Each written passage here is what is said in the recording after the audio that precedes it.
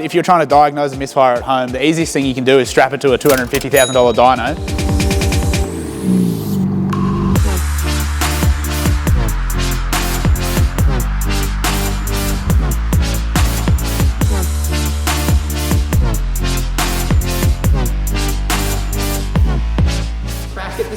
We're back at the start. All right, we're on the dyno again. This time we've got Jason's R32 GT-R. This is a car which... TH1. This is Jason's TH1 R32 GT-R, a bit of a rare colour. I believe he actually painted it himself, and you wouldn't tell, it's quite a nice paint job. He's not a painter. Unrelated. Moral of the story is, we're back on the dyno, we've got it on the dyno. We tuned this car a few months ago. Actually, it's been a while ago now, nearly a year-ish, roughly. And he's been driving around, enjoying it, stuff like that, and he's brought it back. So he said he's got a misfire above 7,000 RPM. So with misfires, if you're trying to diagnose a misfire at home, the easiest thing you can do is strap it to a $250,000 dyno and, and just run it up. So that's exactly what we're gonna do today. We've put it on the low boost setting, just gate pressure. So we've got it on the dyno so we can monitor the AFRs and everything like that while we actually do the run. We'll basically run it up. We'll see what it's doing, all the data on the way up to 7,000 RPM. If that all looks good, then from there we'll basically go on and figure out what's happening with it. We've already done the simple things. We've checked, well actually Jason himself has done a few things on his own. He's replaced his fuel pumps. He has gone to the upgraded R35 coil kit. We've checked his spark plugs, simple things like that to just rule out any simple silly issues. So pretty much all we're gonna do in a nice, safe, controlled environment is get this thing up above 7,000 RPM and see what it does, essentially. So we're going to do that right now, I guess. Nothing. We're not waiting for anything else. Yeah, follow along. This is a step-by-step instructional video on how you can run up your TH1 R32 GT-R on a four-wheel drive hub dyno. So step one is get yourself a mainline four-wheel drive hub dyno. Step two is to get yourself a TH1 R32 GT-R. Step three is to get Justin to bolt all of those things previously mentioned together. Here it is. And step four is just run it up. So that's what we're going to do now, basically. Where's my keyboard? Step 3.5, we'll just double check base timing. Just in case, I don't think he has, but just in case Jason has moved the CAS around and affected the base timing or anything like that, we'll just double check. Double check base timing, make sure it's nice and where it's meant to be. So it's a forged RB26, still retaining the twin turbos, which is pretty cool up to a certain level, and then it's just gay. At the moment, we're still on the cool side of it, so that's all right. I think last time it made 590, is it on the screen? No. 594, I think, was what it made last time, which is like super healthy numbers for a GT-R. That's a really fun street car. The radiator's hot. I've just pretty much painted everything white down there, so that's good. Something will line up.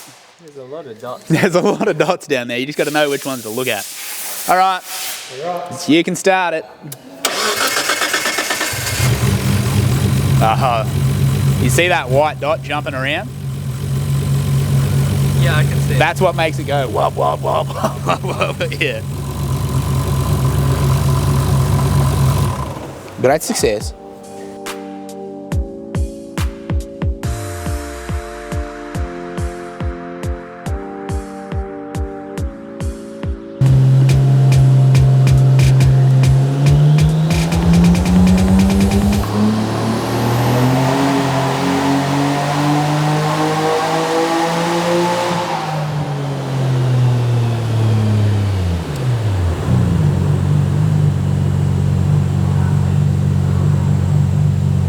There's no misfire there. Is there a... It's 30, so 220 kPa is the cut. 220 kPa, so that's 120 kPa to PSI. No, 3, yeah. Or is it 320? So it's cut at 100, 220. Start. So 38 PSI. We're Googling again, boys. 220 kPa in PSI, in OSI, equals 31.9, and that was 28, so 3 pounder boost on a cold night, it's not hard to get. Probably just ring him. Hello, Jason speaking. Jason Stewart from Street Race Solutions, mate. How are you today? Yeah, not bad. Yourself? Mate, pretty good. We just run the car up. We've got on the dyno. Yep. We just checked the two tune-ups, basically. The one made 400 horsepower. We actually made 600 horsepower on the dot, which is pretty cool. Yep. So I just want a couple of questions just regarding like that misfire or the backfire you were sort of explaining. Is it the first few drives you have, or is it like within the first... Anytime. Anytime, yeah, right. Yeah. The only one thing we noticed... Sorry, mate, you're right. Yeah, no, it just, when I did have it down at Willowbank, we did one of those days down there, and it seemed fine down there. When we came back, the fuel lines, the fuel pumps and that seemed to be got quite hot and everything, and they were a bit of cavitation, so that's why I replaced those with proper E85 pumps. Yes. The sound went away, and I thought, well, maybe if it was fuel that fixed it, it didn't. And then I thought, well, let's try the R35 coils and see if that makes a difference, and it didn't. Exactly the same. Yeah, copy that. Because the only thing for us, so the boost cut is actually set at 32 psi. Right. Did it feel like the clutch was ever slipping? Not overly, no. Not really. It just felt like if it was fuel, it kind of would have had a bit of a surge or something, I would have thought. Yeah. But when that hits, it's like literally if the valve is open for the exhaust, it's like literally bang, bang, bang. You know, like. It's so what that actually sounds like to me, because we just noticed them on the 600 on the big tune run, I guess you could say now. Yep. Right at peak torque, or right when the car was making the most amount of power, or coming into power, we actually had a bit of surge, or a bit of like, I guess you'd call it clutch slip, which then lifted the RPM, and then the RPM, the clutch grabbed, and it grabbed the RPM and pulled it back down a little bit. So my only concern is that after, like, if the clutch is on the way out on the street, obviously it's a little bit, like the load's a little differently on the street, but if it was slipping, the clutch would go straight to limiter, and you wouldn't feel it surge over because it won't be fuel, it'll just be hitting a limiter. We just run both of these out, past 7,000 RPM, and they sounded unreal. They both runs sounded unreal.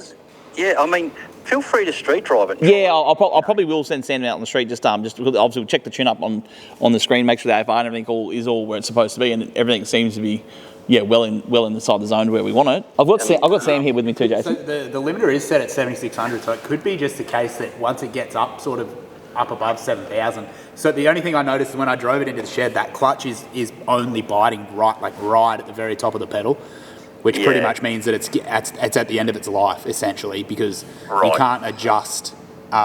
It basically means that the clutch disc is only grabbing once the fingers have nearly fully released. There's no cushion, essentially, is probably the way to describe it. So, we'll street drive it, but the only thing is maybe that it's literally just getting to 7,000 and the clutch is just letting go right up the top. Yeah, we'll take it through the drive. Yeah, of course. Yeah. So other than that, the car ran up on the dyno lovely. So everything else other on the dyno from that side of things, the tune-up's still where we want it. Everything's still very nice where it is, mate. So I think it was 27 pound at the peak power. I think it was. No, well, when you guys tuned it ran great, Yeah, excellent. And then that just seemed to develop over time. Yeah, no dramas, mate. We might chuck a fresh set of plugs in as well, and like the plugs definitely don't look old, but we might chuck a set fresh in just to see how it goes as well. Yeah, I threw a set in. They wouldn't be 200 k's old. Yeah, right. That's what it sounds. They look very good. But that's fine if you think whatever it could be. Do whatever you think. No dramas at all, mate. All right, mate. We'll be in touch and we'll talk to you soon. All right. Thanks, mate. Thanks, Jason. Bye. Bye. What are we doing, Sammy? We're going to go roast a clutch, I think.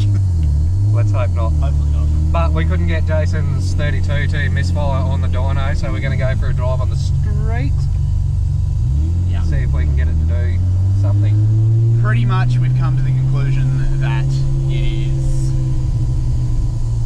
it's just the limiter, basically. And so either two things have happened. He's gotten used to the power that he's at, and he's just getting to the limiter way quicker than he used to, as in like he's gotten used to it and he doesn't realise that how fast he's going, sort of thing, if that makes sense. You get used to the power and you're not scared of it, so you stay in it longer. Or the other thing, which is probably more likely, the clutch on this thing is only grabbing right at the top of the pedal, which means that pretty much the fingers on the clutch have lost all of their tension. And so it's probably getting to like 55, 6,000 RPM, and then I think the clutch is just zinging to limiter. Oh, maybe not. That is limiter. That's limiter. So, as expected, Jason's used to the power of this thing now and driving it to its full potential. Yeah. So the misfire is not a misfire that we were trying to find. it's actually the limiter itself. So good on you, Jason, for enjoying your car. Time for us to turn it up a bit more, Sammy. What do you reckon? Probably could, but we've used our $250,000 dyno. Now we're going to go use our $2.5 million section of private road. Exclusive to us.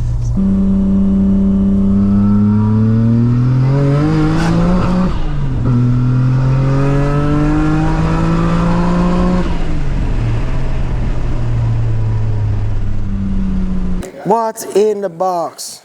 Everybody, have a guess. This guy. Anyway.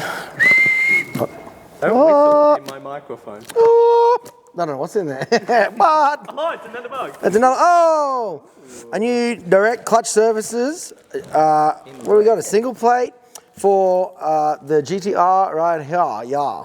It must go fast, eh? Because it's Yeah, it's red. It's the fastest one you got. G-Up. Did you want to talk about G-Up a bit? Oh, we could. It's just there. Nah, we'll wait. But look, we've got all the good stuff we need here. The boys at Direct Clutch Services hooked us up. Fast turnaround for us, which is good. So we can get it in the car and get it back to the customer, and he can go and enjoy it again. So, Dane, I'm the 17th year apprentice. Don't pull your choppy pants on. Dane! Bye, Dane. I can't work on top of these conditions. Oh, fuck, good, it helps hard to find around here, isn't it? Jesus. So after we used our $250,000 diagnostic tool, the dyno, we've noticed that the clutch is on its way out, so customer was like, yep, sweet, cool, leave it with us and put a new one in there. So that's what we're in the middle of doing right now. You just saw the DCS clutch that's going to go up into there, and we will get that done in a jiffy, stiffy. But yeah, I'm just going to stand under here and look like an arm. Just fucking spend like a bill or something out. Just fucking getting some shit done. I've been holding the fort down while you're gone, so yeah, you get back up, just back under here. I heard you jingle and spanners, doesn't mean you're recording. Yeah, so we'll just get these last couple of bolts undone, Dane, and then we can get the cross member out and we can lower her down and we'll get this clutch in, you know, just slap her in.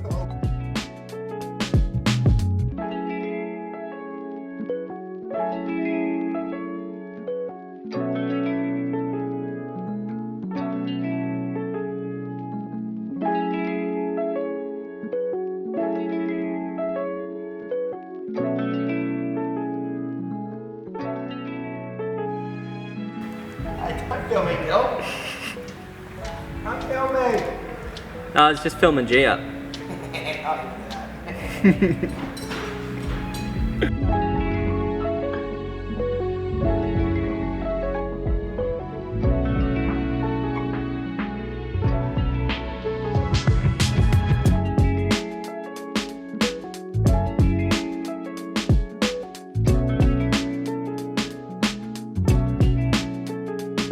Boys have just finished up with Jason's TH1 R32 GT-R. We just finished putting, I say we like I did any of it. They just finished putting a clutch in it. So originally this car came to us to sort that misfire out. Pretty much noticed as soon as I got in it and tried to drive it that the clutch engagement was just right at the top of the pedal. Like you pretty much off, your foot was damn near off the pedal before the car actually started moving, which is a very good indicator that your clutch is wearing out. So we sorted out the misfire stuff, got that all, well, Jesus. Sorry. God damn. I think they had an earthquake. So we got all that stuff sorted and we went ahead and we recommended that Jason replace the clutch sort of sooner rather than later, just because I noticed how high that pedal was. We just knew that the clutch was basically not long for this world. So quoted him up on a clutch from Direct Clutch Services. That's who we use all the time. If you do need a clutch for any application, street, track, drag, drift, all of the options, make sure you hit up the boys at Direct Clutch Services. Jerry down there, he's an absolute legend, knows his stuff. If you don't know what you need, tell him what you want to do with the car and he'll give you a clutch to perfectly suit it. He nails it every time. Same thing here, the boys just finished it up. As I said, we've got the clutch in there and it's just made this car that much nicer to drive when you're taking off from a traffic light or a stop sign. You're not wondering when the clutch is going to engage and yeah, night and day difference. The thing's amazing. It's a perfect street clutch. So I think we've ended up with a heavy duty single plate cushion button clutch. Is that what you just told me? Yeah. Well, I don't know. I didn't even see the clutch. I just turned up, all right? Thing drives amazing on the street now. It's so much nicer to drive. It really brings it back to like a street car. It doesn't feel like you're driving anything like race car-y. It's because it just takes off and the clutch is soft, it's light, it's nice. Nice clutch. Makes the car, It's fluffy. Makes the car that much nicer to drive. It actually makes you want to drive it because it's a nice experience. That's what I was probably going for. It's a lovely driving experience. We're going to give it a wash. Make sure it's nice and pretty for when Jason comes to pick it up. He can go and enjoy it. Not straight away. Bed it in. Make sure the clutch is sweet, and then he can go and enjoy it and thrash it. Hope you enjoyed the content. Make sure you like, comment, and subscribe, and we'll see you on the next video. Bye.